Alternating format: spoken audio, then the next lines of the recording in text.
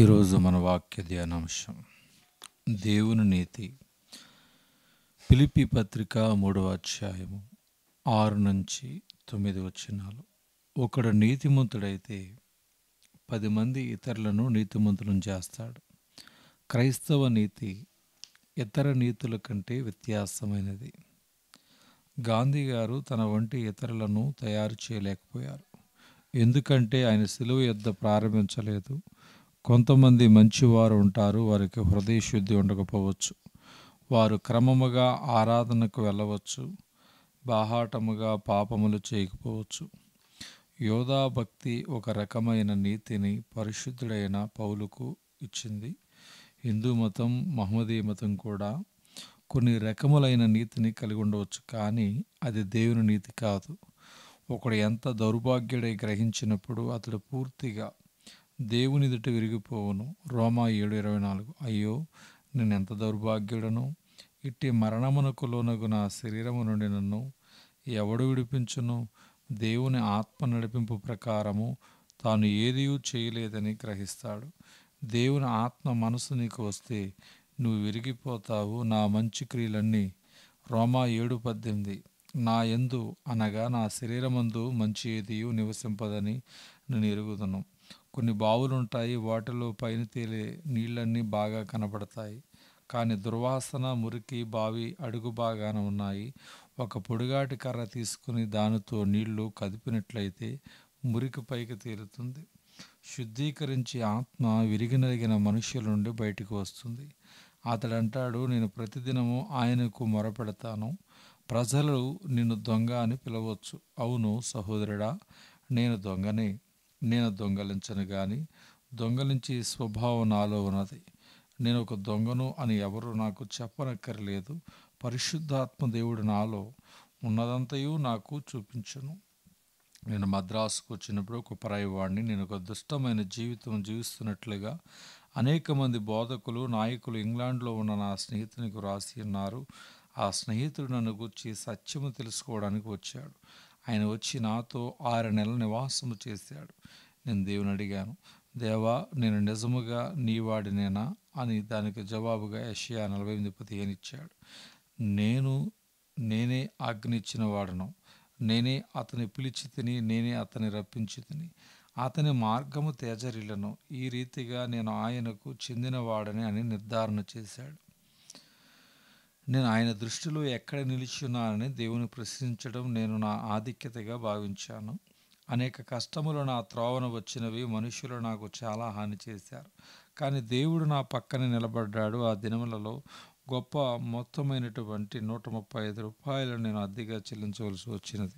కొన్నిసార్లు నా దగ్గర బస్సు ఎక్కడానికి బోధించే పని అవసరమైన చిల్లర కూడా ఉండేది కాదు. ఇలాంటి పరిస్థితులను ఎదుర్కొన్నానని దేవుని స్తుతిస్తాను. ప్రజలు కొంతమంది నా కొరకు ఉద్యోగ ప్రయత్నం చేశారు, కానీ నేను దేవుడు నన్ను ఉద్యోగం విడిచిపెట్టి రమ్మని పిలిచినప్పుడు నన్ను ఆకలిగొననిస్తాడా అని పరీక్షించి చూడగోరను. లేదు, దేవుడు నా పక్కన నిలబడ్డాడు. దేవుని మనస్సు కొరకు నేను వెదికాను. నా మనస్సును నేను నమ్ముకోను. మన కొరకు విరగొట్టబడి చనిపోయిన క్రీస్తునందు విశ్వాసం ఉంచండి. క్రైస్తవేతరులు క్రీస్తును కలిగి ఉండలేరు. వారికి విరిగిన హృదయం, నలిగిన ఆత్మ అంటే ఏమిటో తెలియలేదు. దావీదు ప్రార్థిస్తున్నాడు, కీర్తనలు 51:17. విరిగిన మనసే దేవునికి ఇష్టమైన బలులు. దేవా, విరిగిన నలిగిన హృదయమును నీవు అలక్ష్యము చేయవు. యెషయా 66:2. అవన్నీ నా హస్తకృత్యములు, అవి నా వలన కలిగినవని యెహోవా సెలవిస్తున్నాడు. ఎవడు దీనుడై నలిగిన హృదయము గలవాడే నా మాట విని వణుకుచుండునో వానిని నేను దృష్టించుచున్నాను. మీలో ఎంతమంది దేవుని ఎదుట వణుకుతారు? నా యవ్వన దినములలో నేను మోకాళ్ళ మీద నా బైబిల్ చదివేవాడిని. నాతో మాట్లాడిన ఆ లైన్లను తీసుకుని వాటిని స్వాధీనపరచుకోవడానికి ప్రాధేయపడేవాడిని. నేను ఈ వాక్యములను దేవుని ఎదుట ప్రార్థనలో చెప్పేవాడిని. ఓ ప్రభువా, నాకు ఈ రీతిగా సహాయము చెయ్యి. నా హృదయములో పవిత్రత లేదు, నాకు సహాయము చేయము. హృదయశుద్ధి లేకుండా నేను బోధించి ప్రయోజనం ఏమున్నది? నేను బోధించినప్పుడు నేను ఎల్లప్పుడూ నా హృదయము పరిశోధించుకునేవాడిని. క్లాస్ రూములోనూ ఆటల భూమిలోనూ నా హృదయము దేవునికి మొరపెట్టేది. నీ నీతి సిలువ నుండి వచ్చిన విశ్వాసంలోనిదా? ఈ భక్తి క్రీస్తు యొక్క నీతి మన యొక్క అర్హతను బట్టి కాదు. మనము నిజముగా చాలా అనర్హులం, కానీ క్రీస్తు మన అనర్హత అంతా తీసివేశాడు. మనము విరిగిన నలిగిన హృదయము గలవారమై ఉండి ఆయన పునరుద్ధానమును విశ్వసించాలి. యోహాను 6:27 బైబిలుకు ఎట్లా ఎంత విలువ వస్తుంది? సిలువను బట్టి అది మనలను సిలువ యొద్దకు నడిపిస్తుంది. తక్కిన మతములలో పాపుల కొరకు మరణించిన వారు ఎవడైనా ఉన్నారా? పాపములను క్షమించే శక్తి ఎవరికున్నది? ఎవరికి లేదు. ఒక చిన్న సెలయేరు దగ్గరకు వెళ్ళి నీ పాదములు కడుక్కున్నట్లే నువ్వు బయటికి వచ్చేటప్పుడు నీ పాదములకు ఇంకా ఎక్కువ మురికి ఉంటుంది.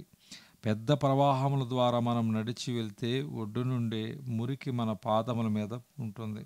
పశ్చాత్తాపము లేకుండా పరిశుద్ధాత్మ కొరకు ప్రార్థన చేయవద్దు.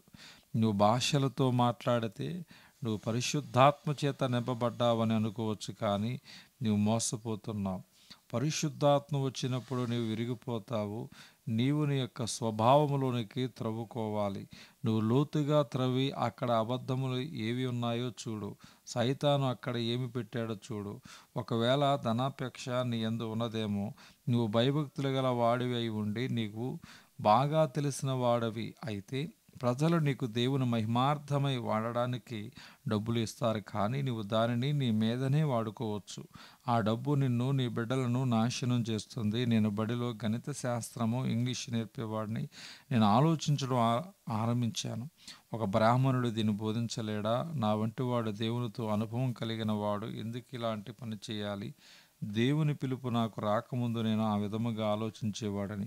నాకు పాఠాలు చెప్పడం అంటే మహా ఇష్టం. నేను నేర్పించే పద్యాల ద్వారా నేను క్రీస్తుని గురించి మాట్లాడడానికి ప్రయత్నం చేశాను.